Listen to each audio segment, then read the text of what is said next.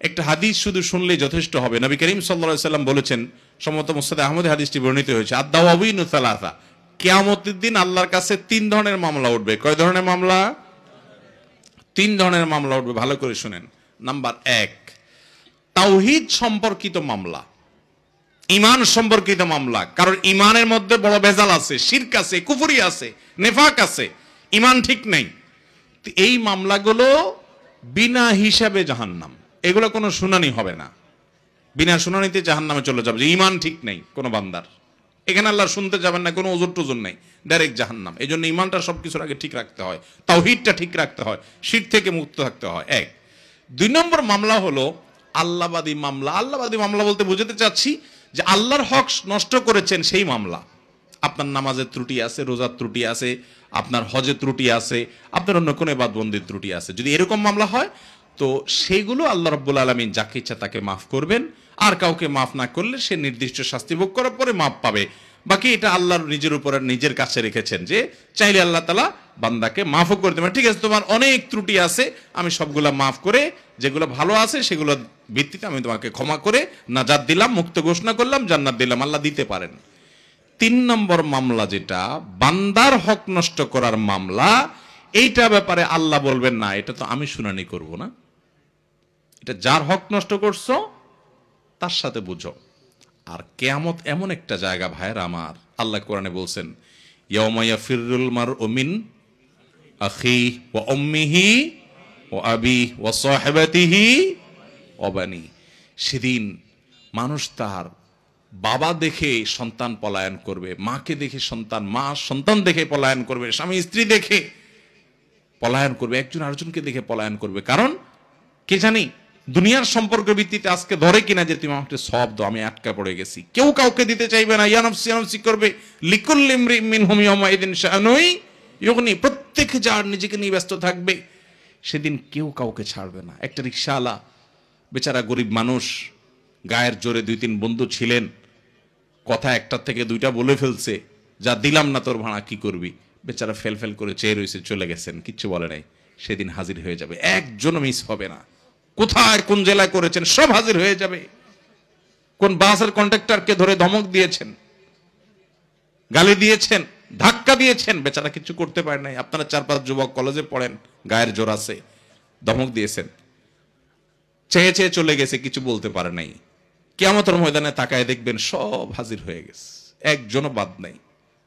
নবী করিম সাল্লাল্লাহু আলাইহি সাল্লাম এই হাদিসে বলেছেন, ওই মামলা আল্লাহ মাফ করবেন না, বলবেন যে ওই বান্দা যদি মাফ করে মাফ করবে, কিন্তু সেদিন কেউ কাউকে কেউ মাফ করবে না, কেউ মাফ করবে না। এই জন্য নবী করিম সাল্লাল্লাহু আলাইহি সাল্লাম বলেছেন, ওই দিন আসার আগে একে অন্যের কাছ থেকে পাওনা দানাগুলো চুকায় নাও, মাপটাপ চেয়ে নাও, যেদিন আর কোনো কিছুতে কাজে আসবে না, কেউ কাউকে ছাড় দিবে না। একটা গালি দিয়েছেন অন্যায় ভাবে, নবী সাল্লাল্লাহু আলাইহি সাল্লাম বলেছেন তাড়াতাড়ি এখনই মাপ চেয়ে নেন, দেরি করেন না। যদি সে আগে মরে যায়, মাপ চাওয়ার সুযোগ শেষ হয়ে যায়, বা এক সময় দুইজন দুদিকে চলে যান, আর চেনা দেখা সাক্ষাৎ না হয়, এটা আপনি ভুলে যেতে পারেন, আল্লাহ ভুলবেন না। কিয়ামতের ময়দানে সবাই দাঁড়াবে, একটা একটা করে বিচার হবে। এই জন্য নবী করিম সাল্লাল্লাহু আলাইহি সাল্লাম বলেছেন, আতাদরুনা মানিল মুফলিস, আচ্ছা তোমরা কি জানো সবচেয়ে বড় ভিখারি কে, অভাবী কে? সাহাবীরা বলছে, ইয়া রাসূলুল্লাহ, আল মুফলিসু ফীনা মান লা দিনারা ওয়া লা দিরহামা, যার টাকা পয়সা নাই সেই তো গরিব অভাবী, আমরা জানি। নবী সাল্লাল্লাহু আলাইহি ওয়াসাল্লাম বলছেন, না আমি সেটা বলছি না, শুনো, এই লোক তো গরিব ঠিক আছে, এটা আসল গরিব না, আসল গরিবের সাথে পরিচয় করায় দিই, শুনে যাও। আসল ভিখারি কে? দুনিয়াতে অনেক রাত জেগে ওয়াজ শুনছে, ওয়াজ করছে, তেলাওয়াত করছে, নামাজ পড়ছে, তাহাজ্জুদ পড়ছে, শীতের মধ্যে ফজর নামাজ পড়ছে, দান সাদেকা করছে, অনেক নেক আমল করছে, উমরা করছে, হজ করছে, তাসবিহ তাহলিল করছে, চোখের পানি ফেলছে, আমল অনেক করছে, মাশাআল্লাহ। এগুলো নিয়ে কিয়ামতের ময়দানে আসছে যে এত আমল নিয়ে আসছে, এখন তো জান্নাতে যাবই। এরপরে সব পাওনাদার হাজির হয়ে বলছে, আল্লাহ এই লোক অনেক আমল করছে ঠিক আছে, কিন্তু আমি রিকশাওয়ালা ছিলাম, আমার কলারটা ধরে একদিন একটা ধাক্কা দিছে, আল্লাহ আমি কিচ্ছু করতে পারি নাই, সেদিন আমার গায়ে জোর ছিল না। আল্লাহ আমি এই লোকের কাজ করছি, আল্লাহ আমাকে ফাঁকি দিছে। আল্লাহ এই লোক আমার দোকানে কর্মচারী ছিল, ক্যাশ থেকে টাকা নিচ্ছে, আমি টের পাই নাই, আমার কাছে আপনি যখন জানাইছেন জানতে পারছি, আমি এখন এগুলোর বিচার চাই। স্ত্রী বলবে, আল্লাহ স্বামী আমার গায়ে হাত তুলছে, অনেক মারছে, অন্যায় করছে, আমি কিছু বলতে পারি নাই, কিছু হইলে তালাকের ভয় দিত, আমি তখন বিচার পাই নাই আল্লাহ।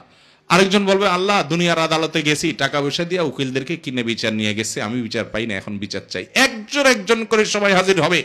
আল্লাহ রাব্বুল আলামিন তিনি কারোর প্রতি জুলুম করবেন না, তিনি ইনসাফ প্রতিষ্ঠা করেন, প্রতিটা মানুষের হক দিবেন।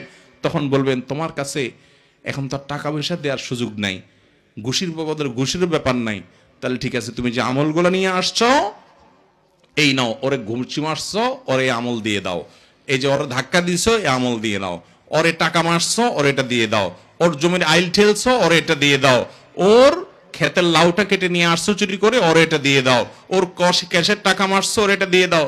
দিতে দিতে তার আমল সব শেষ, পাওনাদার এখনো শেষ হয় নাই। এবার কি হবে?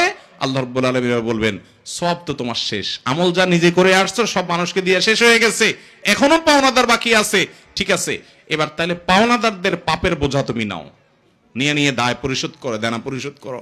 এভাবে আমল করে যাবে পাহাড় পরিমাণ, সবগুলো দিয়ে শেষ করে পাওনাদারদের পাপের বোঝা মাথায় নিয়ে জাহান্নামে নিক্ষেপ হবে।